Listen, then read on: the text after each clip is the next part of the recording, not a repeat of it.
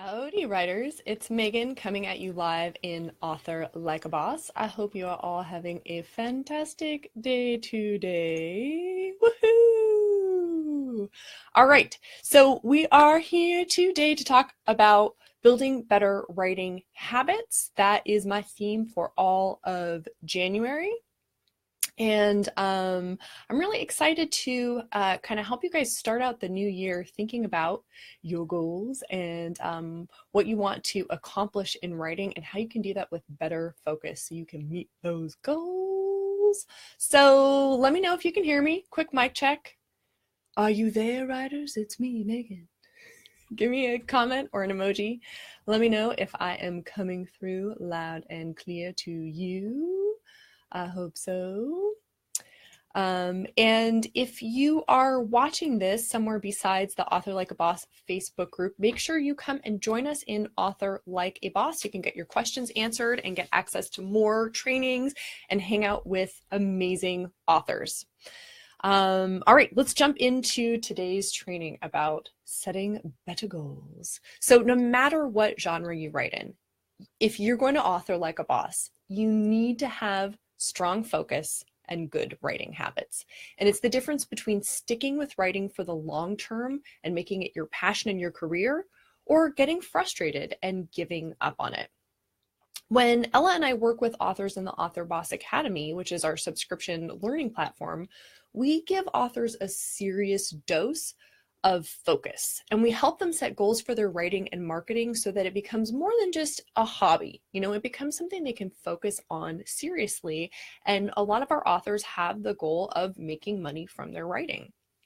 So if you're really serious, if you would like to make money from your writing, and you're ready to launch into being an author, you should consider joining us in the Author Boss Academy, where you'll get the information and support you need to get serious about your author career. But today, in this training, I'm going to be offering you some strategies that you can use right now on your own to start setting better writing goals so you can buckle down and write with better focus and more consistency. All right. Hey, Carrie. Awesome. Hey, Anne. Oh, good. Thank you. It's always good to have a reality check. Am I talking to anybody or just to myself? It's cool. I'll talk to myself. All right. But as long as you guys are here, let me know if you relate to this. Do you struggle with setting writing goals? Maybe you struggle to meet your goals, or maybe even setting the goals in the first place feels overwhelming. Let me know on a scale of 1 to 10, how much do you struggle with writing goals? Go ahead and put it in the comments. I definitely struggle with my writing goals. And my biggest problem is I'll set a goal that's too big. I'll finish my entire rough draft this week. Okay. And then when I don't meet that goal, I start to feel really crummy about writing. I feel like I've let myself down, and I actually feel embarrassed to get back to writing. And that's when the procrastination kicks in big time. What? Laundry? Oh yes, I would love to do some laundry. Does this happen to you guys? Do you set a huge goal and then when you don't meet it, you feel like you just want to give up on writing, you don't want to go back to it? On a scale of 1 to 10, who struggles with setting the right size writing goals?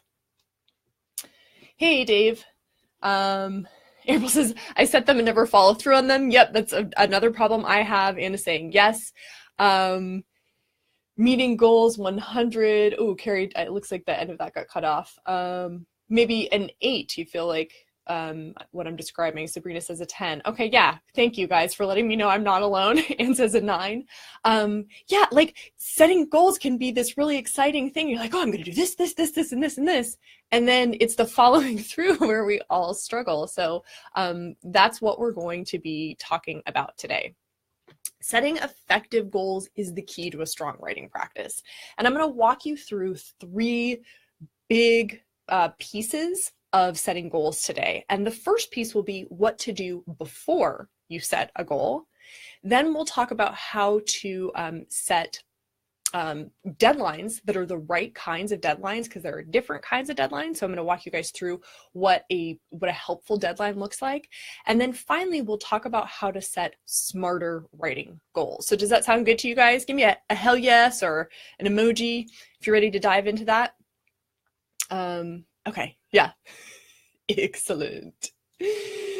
So I want to start you off with what to do before you set any writing goals. We all just confessed, right? It's like, oh, I set the goal and then I don't follow through on it, and there's a disconnect there. So I want to help you get really clear on the right mental space to be in when you're setting goals. And the key to this, there's one big secret, and it's that if you want to write more and you want to write more regularly, you have to create a positive association for yourself with writing. You have to make it so that when you sit down to write, you're like, I got this. Okay, so how do you do that? Well, basically, it's just about using psychological conditioning. What does that mean? I'm going to tell you guys a story. Years ago, I lived in Chicago and I joined this like recreational broomball league. Okay, broomball is like hockey, but weirder. And I really, really sucked at this game. And I'd often end up playing in goal because nobody else on the team wanted this thankless job. Now, each game was more miserable than the last because I had more and more negative feeling and expectation built up. And by the end of the season, I would start feeling depressed as if we had just lost again while I was driving to the game. So you can imagine that this didn't do much for my ability to play. In fact, I would get so nervous about not stopping the ball. Yes, you play with the ball on ice. I know this is a very weird game.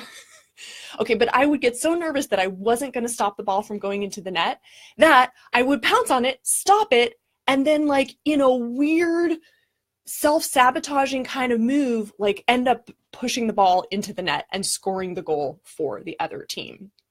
I was so focused on losing, I was actually making it happen. Losing became a self-fulfilling prophecy.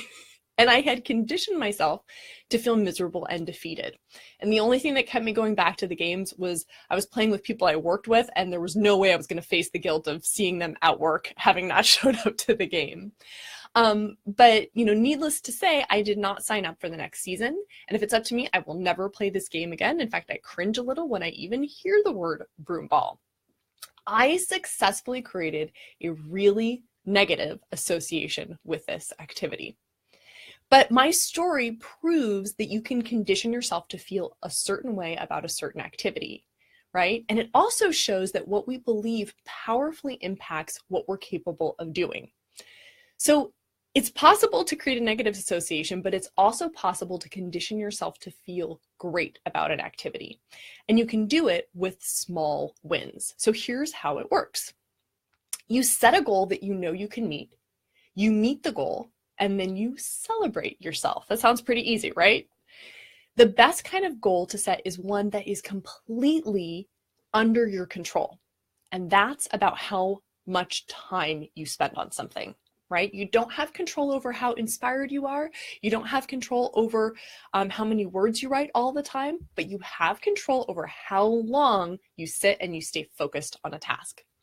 So if you set a timer for 25 minutes, and then during that time, just commit to writing, and you go, I don't have any ideas. That's okay. Write, I don't have any ideas. If you're stuck, write, I'm stuck. Start asking questions. It doesn't matter.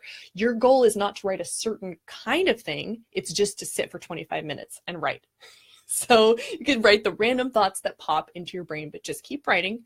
Don't open a new window and start researching something. If you guys watched my training last week, you remember I told you there's no such thing as multitasking in writing. You got to do one writing task at a time.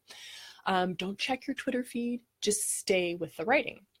And what you're doing when you do this is you're building your stamina and you're proving to yourself that you can accomplish this goal.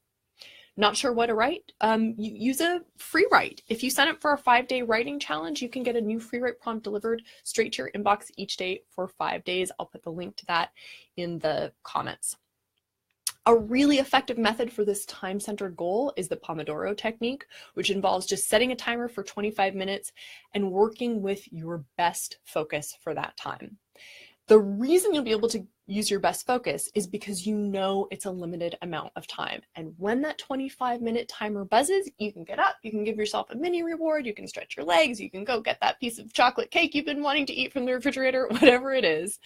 But it's a lot easier actually to bring your best focus to the table when you know it's just for a certain specific amount of time. You can work up to several Pomodoros in a row. You do 25 minutes on, 5 minutes off, 25 minutes on, 5 minutes off, etc. But even just one to start with is a win, right? And that is the key. You're building a positive association with writing because you're showing yourself that you can stick to your commitment. And as you do this more often, you're building up a mental portfolio of small wins so that when you think about writing, you feel positive, you feel upbeat, you feel capable, you feel like a boss, right? We all like doing things we feel competent at, and we do those things more. And the cool part is you're building up your competence quotient based on your commitment. It's got nothing to do with your writing skill. So this works even if you're brand new to writing, or if you've been writing for a while, but you've been experiencing some creativity blocks. This will give you your small win, build up that positive association, and then keep going with it. And keep giving yourself wins. And when you accomplish a goal, celebrate it. You can make a sticker chart. You can tell everybody, hey, I accomplished this. You can check it off a list. All of these things help you celebrate. And eventually what they're going to do is help you get hooked on the great feeling of finishing what you set out to do. All right, so does this make sense? Are you guys, oops, ooh, Kitty. Mike, you called it. Kitty came into the mix. Is this making sense? You guys give me some feedback. Are you seeing that being in this positive mental state would make a big impact? Is this something that you are ready to try? Is getting into that positive feeling, associating good feeling with writing? Okay, awesome. And you can see from my broom ball example and from the small wins technique how important the right mindset is for your writing. This is why we ask you to think about your wins on a weekly basis in this group, right? You get in the habit of focusing on how much you've accomplished instead of how much there is still to do. And mindset is a key part of, what we like to help authors with. In the Author Boss Academy, we guide our authors through, one step of writing and marketing at a time so they can see their capabilities, because what we know is once their confidence is up, then their productivity goes up as well. Your mindset is really key. There's that quote, and I don't even know who said it, but everybody's heard this, right? Whether you believe you can or believe you can't, you're right? And this is true for writing as well. So now that you see how getting a writing win can be really powerful, let's talk about zooming in on your deadlines, because now you're going to be able to set those deadlines from a space of feeling good. All right. Now, I am a huge fan of deadlines. I need them. I need them. Does anybody else need deadlines? Anybody else would be lost without them? Oh, Sabrina's saying you lost all the stamina. That's okay. You can build it back up. You can absolutely build it back up. It is like anything else you do. You still have the muscles there. They're just a little atrophied. You got to work them. Sabrina, you should totally join the 5-day writing challenge. Sabrina says that deadlines make her cringe. Danny likes deadlines. Anne likes deadlines. Leela likes deadlines. Tammy likes deadlines. Cecilia, if it weren't for the last minute, you'd get nothing done. Oh, I hear you. I am a lifelong procrastinator. So, there's some difference of opinion about deadlines. That's very cool. Let's talk some more about them. Here's why I really like deadlines, you guys. Without a deadline, my question is, why now instead of later? So you could easily keep putting off your dream of being a successful author forever, right? That's the power of the deadline. But those of you who don't dig deadlines might be setting the wrong kind, because there are different kinds of deadlines. So let's talk through them. Now, you need a serious deadline. You can't expect yourself to stick to a writing plan if you know the deadline isn't real. That's like the substitute teacher in the classroom and all the kids, even the goody two-shoe kids are like, you're not the real teacher. I don't have to listen to you, right? That's not a real deadline. So you have to make sure that your deadline has some authority and that you take it seriously. You know what the best way is to make sure your deadline is something you take seriously? Share it with other people. We all feel embarrassed if we have to come back and go, oops, I didn't actually do that thing I said I was going to do, right? And you can use that positively to declare your intention to other people so that you feel you take your deadline more seriously. But you also have to make sure that you've thought through this deadline and made sure it's possible, right? That's another characteristic of a serious deadline. You don't just pull it out of the air and go, oh yes, I'll have written the book by this time, right? So that means mapping it out onto a calendar. And that's not just circling that one date. It says, book will be published on this date right here. That means getting into the nitty-gritty and creating sub-deadlines, right? And figuring out what you will do leading up to that deadline. What basically the nuts and bolts of how you'll be able to meet that deadline. And this is a part of goal setting strategy that's called having your goals time bound, right? You not only establish when they're due, but also when they're doable, when you're going to work on them. So you mark times off on your calendar when you're going to be working on each part of your project. And, if you say, okay, I want my whole book to be written by July 1st, then you're going to break up the time between now and July 1st into when will I do my planning, my researching, my outlining, my drafting, revising, editing, right? And set goals for each part. Then you got to break up those goals into, further smaller chunks of time, like set deadlines for how many chapters you want to have drafted by certain deadlines. My number one tool for this is really low tech. I go online and I get a free printable calendar and I print it out and I just start putting in my deadlines for the different parts of the writing process. But hold on, before you go wild and set a bunch of deadlines, let me give you a warning. Because I talked about how your deadline has to be serious. And maybe the reason deadlines haven't been working for you is that they haven't been serious enough, but maybe the reason your deadlines haven't been working for you is that they are too serious, right? You have to respect your deadline, but it has to be somewhat flexible, because an inflexible deadline is, it's fixed, it's immovable, and it's non-negotiable. Now it might sound great to you, like anybody's like, yes, pressure, that makes me get stuff done. But even though we do want our deadlines to create urgency, we don't want a deadline that is, the name deadline means like you're dead after this, right? And we use it to mean that's when something's due, but we don't actually want it to be you're dead after that.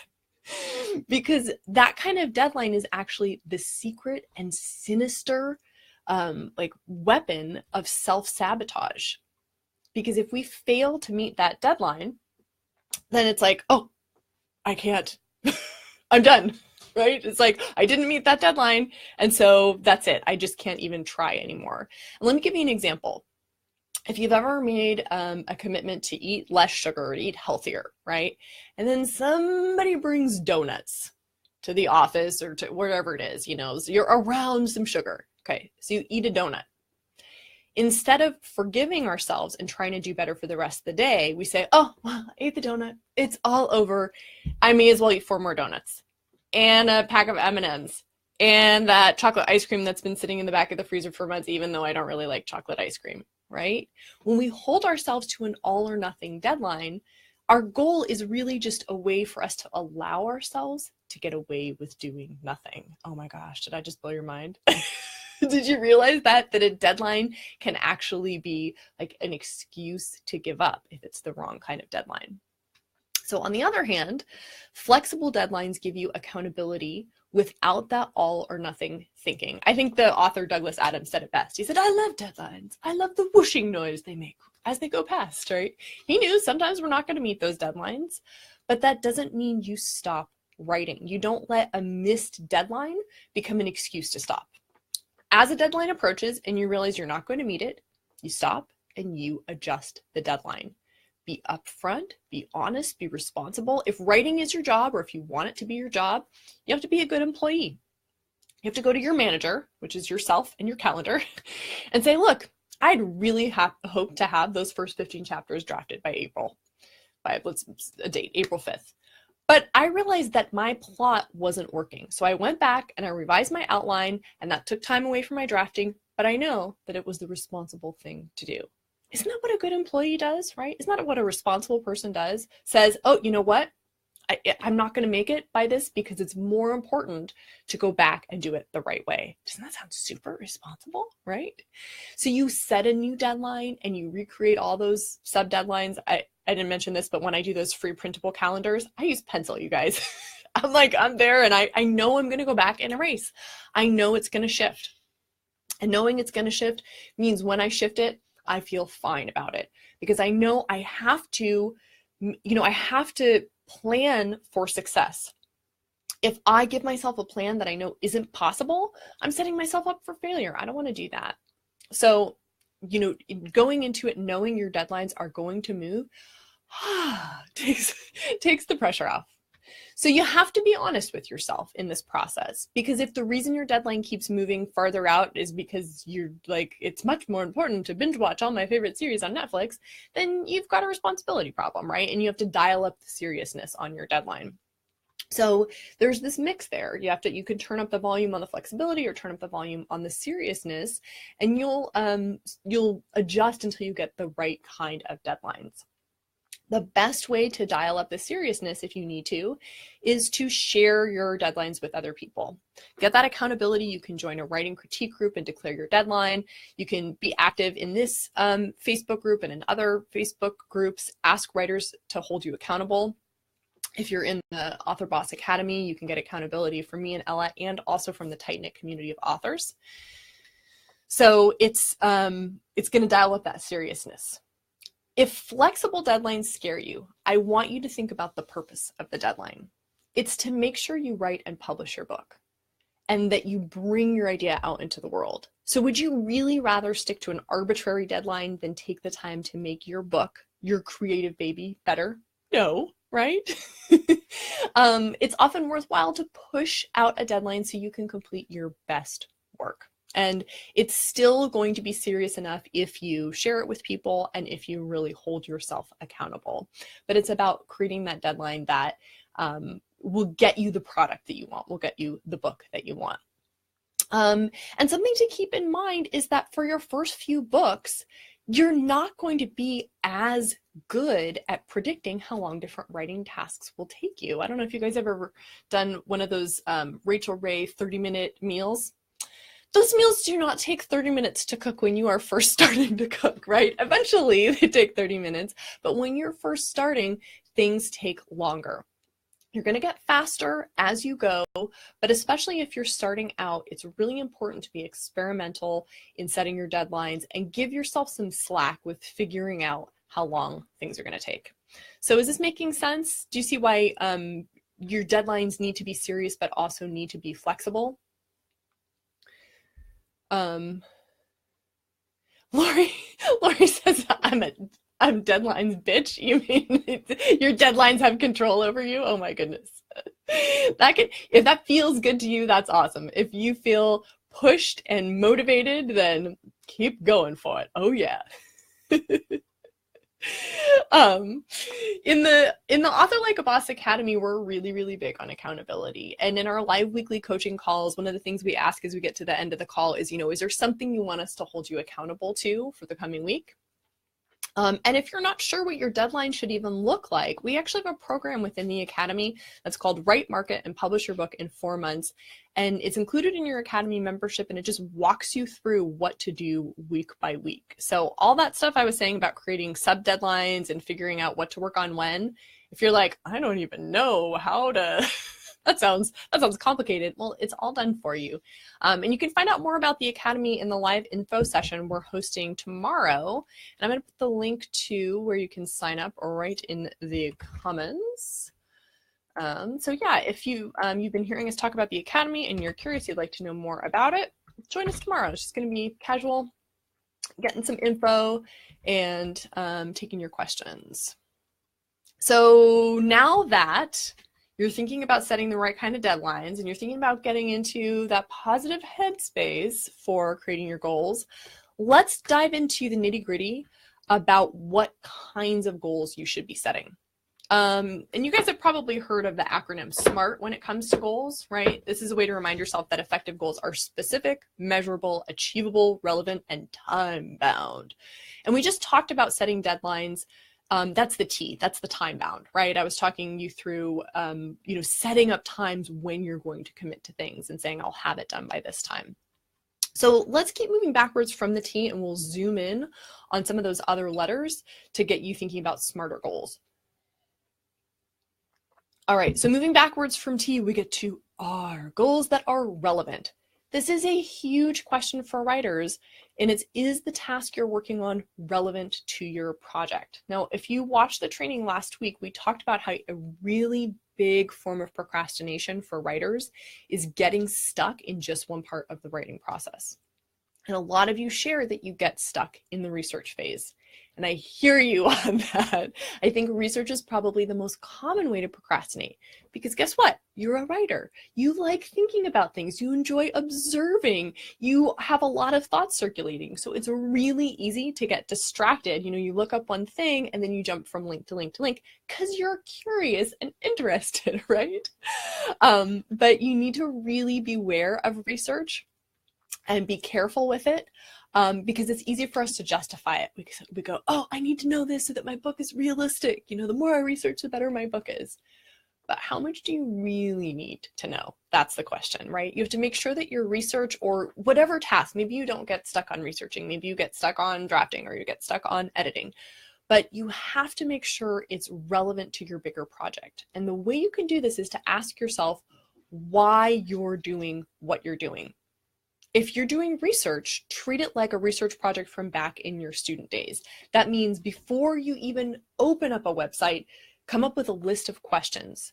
What are the specific things you're going to research, and why do you need to know those things? Or if you're working on editing, it's coming up with, why do I need to do these things? Okay. So now let's keep moving back. Let's talk about the A, achievable goals. You're going to set yourself up for failure and totally undermine those writing wins if your goals aren't achievable. So you have to make sure you're not treating yourself like, that you guys know that horrible boss from Office Space who's like, yeah, I'm going to need you to come in on Saturday, like super creepy. That boss didn't manage time well, right? He was always in an emergency, and so he was putting other people into an emergency zone, right? And putting his employees under more pressure. Don't be that boss to yourself. Give yourself enough time to complete tasks and start paying attention to how long it takes you to complete various parts of the writing process. Learn your habits and, start creating your own writing toolbox. What works for me? What makes me faster? Like, hack your own mind. What are your writing hacks? Because there aren't any bonus points for earlier deadlines that you can't possibly meet. And I recommend err on the side of more time, because if you finish early, you're going to feel like a rock star. So now let's keep moving backwards to the really big pieces of this puzzle. Goals that are specific and measurable. The big question is, how will I know when I've met my goal? Let's take an example. If you were painting your living room, it's really easy to tell when you've met your goal, right? Maybe your goal is to put a primer coat of paint on all 4 walls. You're going to know when that's done. You'll have no doubt about it. You want your writing goals to be that clear cut. Hello, kitty sighting. My little Bradbury, such a sneaky man. So you want to, just as like which walls you painted and which walls you haven't, you want to know which writing tasks you've done and which ones you haven't. So that might mean you have a specific word count in mind, and you're going to keep writing until you reach that word count, right? That's clear cut.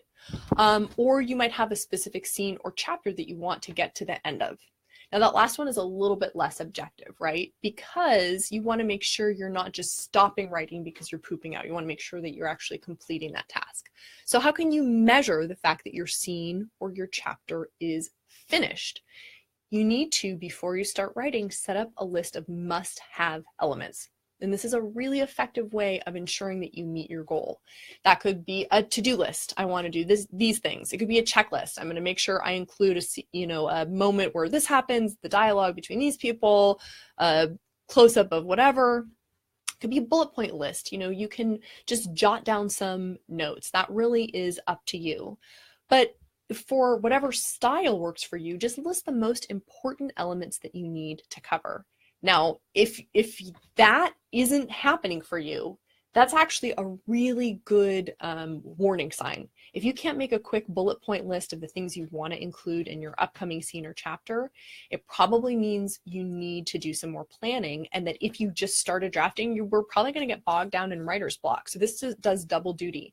Not only will it help you set a a smarter goal, but it's going to give you a warning sign before you launch in to a place where you don't have enough planning done. So if you can clearly state the outcomes you want to see, you'll be able to tell when you've met your goal.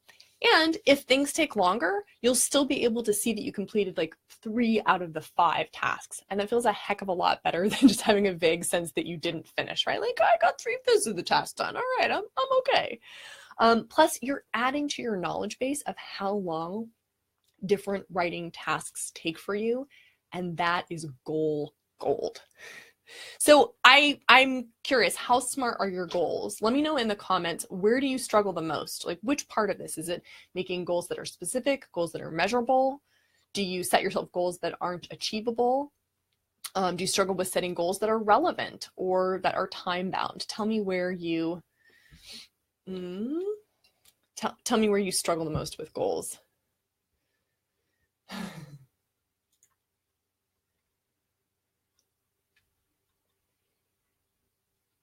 Oh, Sabrina, I'm so glad you feel like you've got some more tools. Yeah, you mentioned anxiety. That's why Ella and I talk so much about mindset, because writing from a confident place is just, writing and marketing from a confident place is just so much more effective. So absolutely. All right, so where do you guys struggle with goals? Is it about making them specific, measurable, achievable? Let me know. If you're not crystal clear on what it would look like to complete your writing goals for any given stage of the process, you're going to have a hard time making sure they're relevant or achievable. So that first part, you know, the specific and measurable is really the key. And then the time bound is out of the question, right? Knowing exactly what your goals look like is the first and most vital step of meeting your deadlines and making progress in your writing. In the Author Boss Academy, we actually spell out what it looks like to outline, to draft, to revise, to set up your author website, to build and maintain your newsletter, you know, all the parts of writing and marketing your book. And when you know what those tasks look like and what's involved in them, you can set smart goals and, you know, get the accountability to meet them. And if you get stuck on a part of the process, you'll be able to ask a specific question and get really targeted help, either in the private Facebook group or on the live weekly coaching calls. You can say, hey, I did the Creating an Inspired Conflict course, but I got stuck on what my climax should be, you know, and we'll walk you through it. So is this making sense? Can you guys see why setting better, smarter goals would totally up-level your writing habit? Is this, give me an emoji, give me a sign, give me a sign. Oh, I have to scroll. I forget that. Oh, yeah, time bound on how long it would really take. Leela, this is the kind of thing that you have to just keep writing in order to figure out. And I hope for all of you who are newer to writing, or maybe have been writing a long time, but are, you know, for the first time thinking about writing your book and starting to set up your author career, I hope you're giving yourself space and permission to experiment, because this is you building your writing toolbox. This is you figuring out what your process is and how long it takes. And again, going back to the Rachel Ray, make your meal in 30 minutes, 30-minute meals, whatever they're called. I felt like a loser, you know, after it took me an hour and a half to cook one of her recipes that was supposedly 30 minutes. And I just had to get real and say, wait, how many times have I cooked this dish before? Oh, 0? Oh, okay. Let me give myself some slack and, you know, pay attention to what things help me go faster, what takes me longer, so I can budget the right amount of time. Can you guys hear Bradbury? He's like, my writing deadlines are holding me back. All right. Well, you don't have to let yours hold you back, because I'm about to give you a take action step. Are you ready for a take action step? The next time you have a writing session, whether you're researching, outlining, drafting, revising, something else, or even if you're working on a marketing task, jot down the specific and measurable items you're going to achieve. Just jot them down. It could be one thing. You know, I'm going to write this description of this character, and I want to include his weight and the fact that he's upset. Okay, go for it. As you are working, look at that list and keep imagining how good it will feel to have that task or those tasks completed. And when you get to the end of your writing time, whether you're using a Pomodoro technique and you're timing yourself, or you just are, getting a few minutes of writing in squeezed between other things, when you get to the end of that writing time, check in with your list. How many of the items did you accomplish? And then your last step is celebrate that number, even if it's just 1 out of 17, because I want you to get in the habit of treating yourself like a winner at writing. Writing should not be your broom ball. There's nobody here who wants to feel about writing the way I feel about broom ball. If you missed my broom ball example, go back to the beginning and watch it, because it's awful. It's an awful way to feel. And I want you to feel like a rock star and like a boss about writing. And you're going to do that if you put yourself into that mindset of, I'm doing it and I'm committing and I'm getting done what I said I was going to do.